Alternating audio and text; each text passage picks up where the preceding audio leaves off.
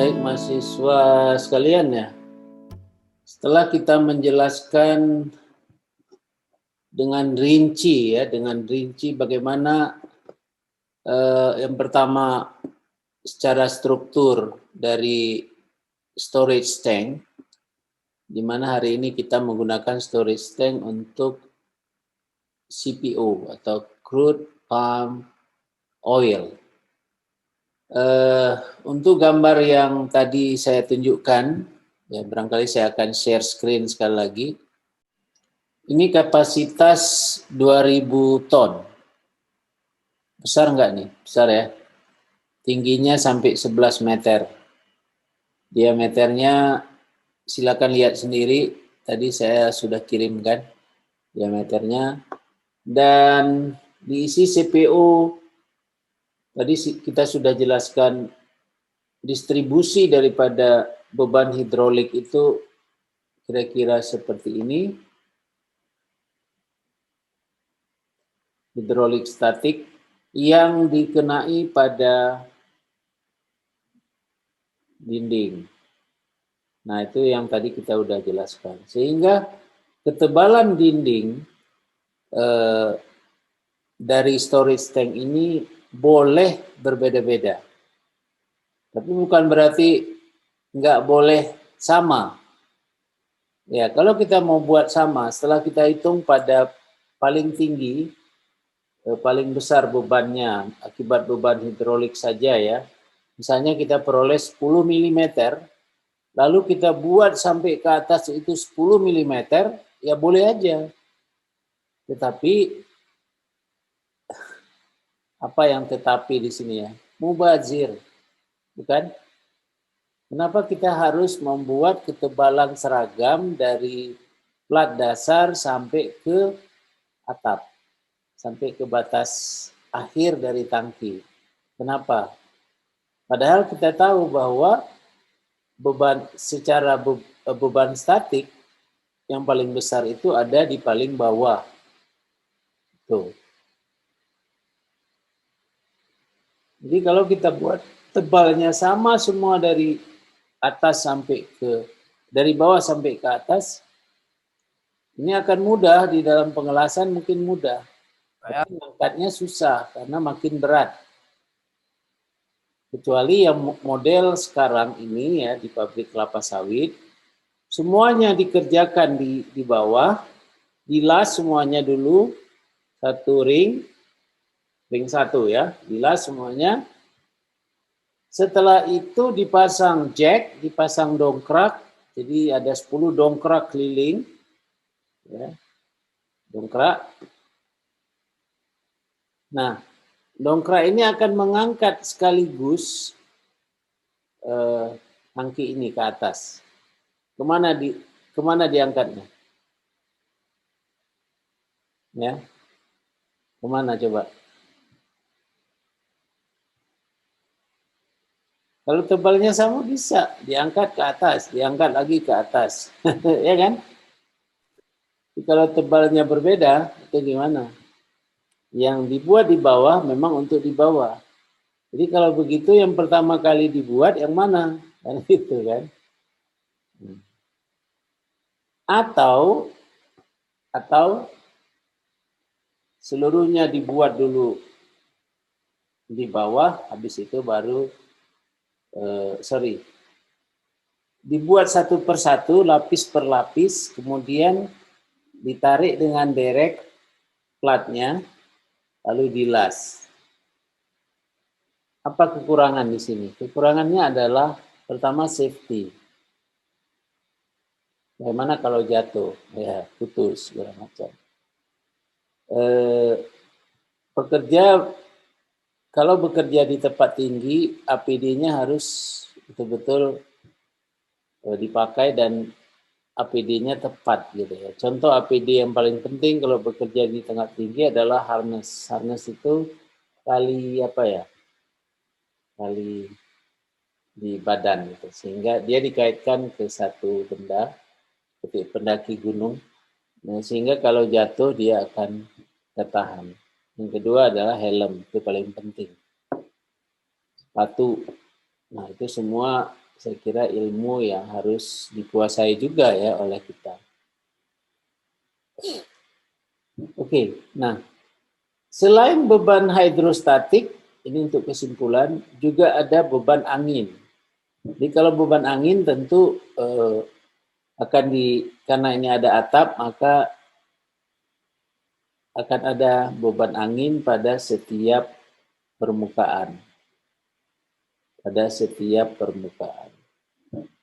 Adapun pada plat, tentu beban anginnya makin di atas itu makin besar. Makin di atas makin besar. Berapa besar kecepatan angin? Jadi di sini kita harus mengambil data dari meteorologi. Di Medan ada nggak? Ada ya. Kita tinggal lihat di internet juga bisa. Dimanapun kita bisa dapatkan akses datanya. Misalnya di Medan ya rata-rata 24 atau 30 paling tinggi lah. Itu kilometer per jam. Tetapi dalam mendesain kita menggunakan kondisi terburuk. Ya, kondisi terburuk itu kapan? Pada saat terjadinya badai. Jadi berapa kecepatannya? Oh kita nggak tahu ini, nggak ada data, kalikan faktor keamanannya. Berapa kali ya. Ini yang kita harus pakai nanti untuk penghitungan beban angin. Ya. Ini sudah dua, jadi ada beban hidrolik, statik hidrolik, makin ke bawah makin besar. Yang ketiga adalah beban hidup. Life load. Life load itu dari berat ini sendiri. Berat plat itu sendiri. Nah, setiap plat makin beda tebal kan beda volume. Nah, coba kalau lebarnya 1,5 meter, panjangnya 6 meter misal ini ya. Misal aja. 6 kali 1,5 kalikan tebal. Jadi kalau tebalnya 10, 6 kali 1,5 kali 10 apa tadi? 10 mili. 0,001 meter. Itulah meter kubiknya. Dikalikan dengan rho-nya dapatlah berat atau dapatlah masanya. Nah, jadi kita harus mempertimbangkan life load. Udah berapa? Udah 3 ya beban. Ada satu lagi pembebanan, yaitu seismic load. Seismic itu dari namanya, kira-kira apa ya seismic? Boleh saya tanya siapa nih? Beban apa itu kira-kira?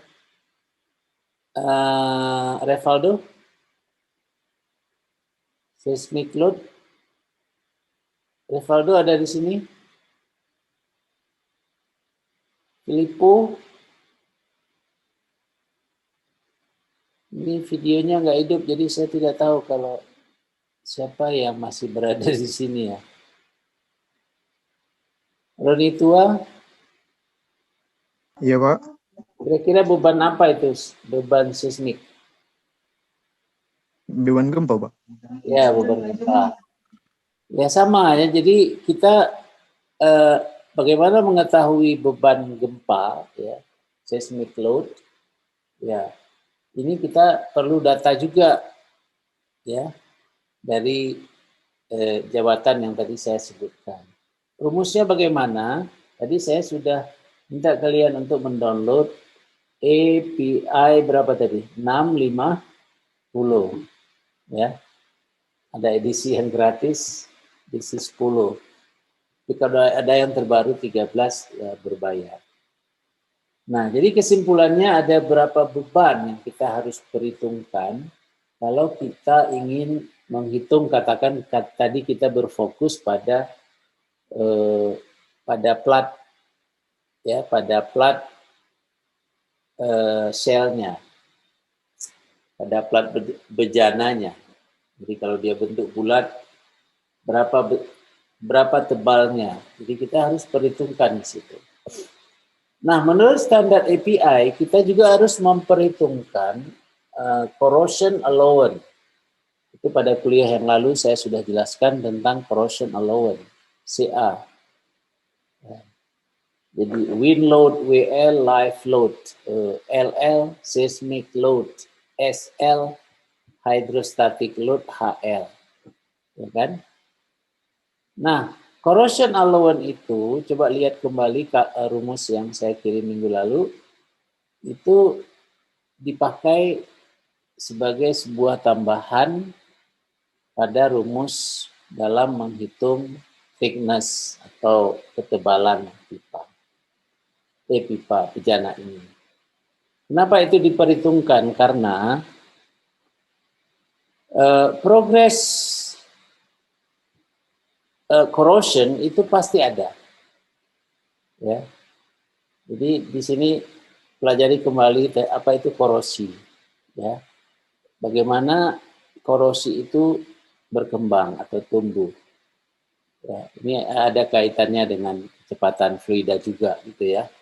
Ada kaitannya dengan material yang kita pakai untuk tangki dan material yang kita pakai untuk menyimpan fluida yang kita simpan. Dalam hal ini adalah CPO atau VCO atau crude oil lainnya. Ya. Nah, itu berbagai pembebanan yang harus kita pelajari dan kuasai sehingga kita bisa menghitung apakah tangki yang kita desain ini kita bisa pakai, artinya aman untuk kita pakai enggak. Bagaimana caranya? Ini kita analisis dengan finite element. Software finite element, misalnya software ANSYS, ya kan? Abacus, apalagi kita bisa ini dengan SAP misalnya, SAP. Nah, di lab kita ada ANSYS, ya, juga ada di teknik sipil itu ada SAP ya. Kita bisa menggunakan software ini untuk menganalisa apakah ukuran-ukuran yang kita ambil atau katakanlah hasil desain itu sudah bisa dipertanggungjawabkan atau tidak. Nah, kalau memang kita sudah yakin bisa, baru tahap selanjutnya kita mengadakan hidrolik test dengan memasukkan fluida. Mudah-mudahan ini kalian dengar yang baik karena saya akan meminta tugas ini resume ya, dari kuliah penutup ini, sesi ini maksud saya. Kita masukkan air, lalu berapa volume airnya? Ya, tentu air apa? Berapa densitinya? 1 kan? Betul nggak? 1 kilogram per desimeter kubik atau 1000 kilogram per meter kubik. Nah, air itu karena densitasnya lebih besar dari katakan sini CPO minyak sawit tadi 0, berapa tadi? 0, rho-nya rho 0,86 ya kilogram per desimeter kubik pada suhu berapa tadi? Katakanlah 50 derajat Celcius. Jadi kita atur suhu 50 derajat Celcius, rho-nya sekian. Nah itu, jadi kita bisa menggunakan berbagai densitas, berbagai properties baik dari fluida yang kita gunakan maupun di bejana itu sendiri. Nah, tentu di bejana karena dia benda padat, kita juga harus tahu yang pertama adalah berapa modulus of elasticity-nya. Yang kedua, kita harus tahu juga berapa koefisien muai volumenya. Karena nanti dia akan mengembang. Jadi ada thermal stress di sana ya karena ada perbedaan suhu. Nah, tentu karena ini memakai join, dalam hal ini adalah welded join, maka kita harus pertimbangkan bagaimana sistem penyambungannya, seperti yang di sini ya. Jadi ini jenis-jenis sambungan yang kita gunakan baik di atap maupun di plat maupun di dinding sel maupun di plat bawah. Nah, bagaimana menghitung kekuatan plat? Nah, ini sebuah tantangan lagi, kekuatan sambungan las. Untuk maintenance-nya, kaitannya dengan maintenance, apakah sambungan las kita ini sudah betul-betul baik, bisa digunakan, kita tidak perlu menguji. Kalau memang bisa kita uji ya. Tapi kalau udah jadi tangki, gimana kita mau potong, kita uji, buat spesimen, nggak mungkin, destructive test. Karena itu biasanya digunakan dengan teknik NDT. Apa itu kepanjangan NDT? Non-destructive test. Oke? Salah satu misalnya dengan menggunakan deep penetrant test, DPT. Misalnya ada merek komersial sekarang, misalnya Magnaflux, ya Magnaflux. Jadi dia ada 3 jenis. Satu adalah cairan pembersih, kita semprot pada ini, pada sambungan kita ini kita semprot, ya kita bersihkan dari kotoran-kotoran. Kalau ada spatternya, spatter tahu? Spatter itu apa ya? Seperti gelembung-gelembung hasil las itu lengket pada permukaan, tuh kita bersihkan dulu, bersih semua. Nah setelah itu kita lap bersih, kemudian kita masukkan cairan yang kedua, kita semprot cairan kedua, itulah dia penetran. Kita biarkan 1 menit ya atau lebih. Nah setelah itu, setelah dia kita biarkan, ya bisa juga sampai lebih lama ya, bagaimana posisi daripada plat yang kita las. Kemudian baru kita, jadi kalau ini warna yang kedua itu warna merah ya, kemudian baru kita semprot dengan yang cairan yang terakhir, yaitu cairan yang berwarna putih.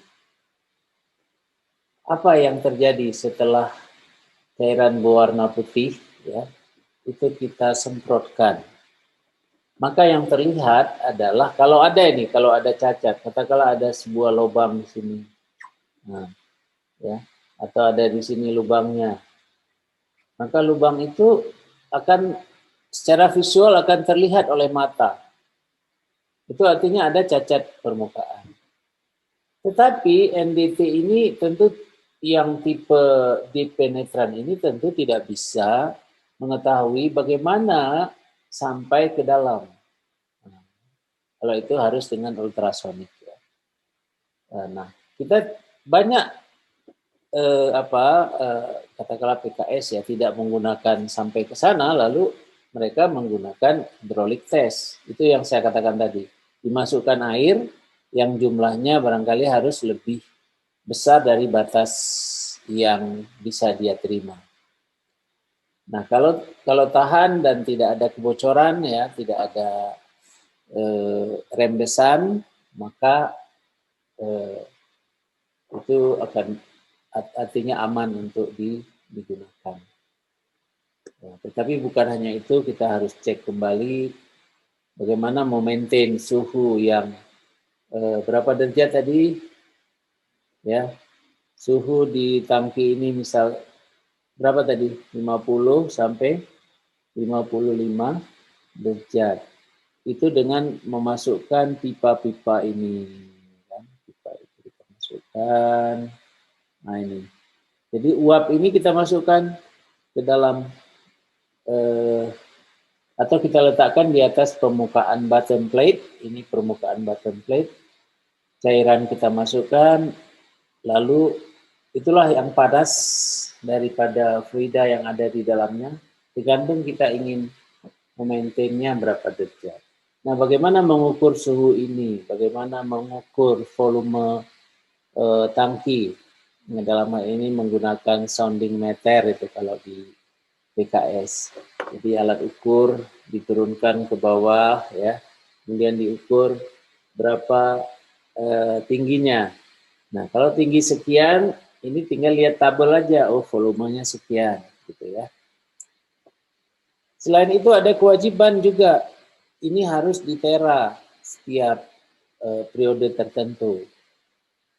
Ya, apakah ada satu institusi yang legal untuk menera itu? Ada, ya.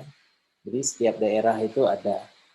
Jadi misalnya TKS yang berada di wilayah Siantar ya misalnya, tentu ada orang Siantar di sana bisa turun ya, dia memiliki legalitas untuk mentera atau mengkir daripada tangki ini. Jadi ini tidak bisa digunakan kalau proses tera ini tidak dijalankan dengan baik. Apa yang terjadi kalau tidak dijalankan dengan baik? Ya, tidak bisa dibayangkan ya. Akan terjadi accident kalau dia terjadi failure. Nah, itulah kuliah kita tentang storage tank. Nanti akan dilanjutkan dengan bagaimana menggunakan software. Jadi saya sebutkan ada ANSYS, ada Abacus, ada SAP misalnya, untuk menghitung atau menganalisa kekuatan pada struktur bejana. Itu pada kuliah yang berikutnya.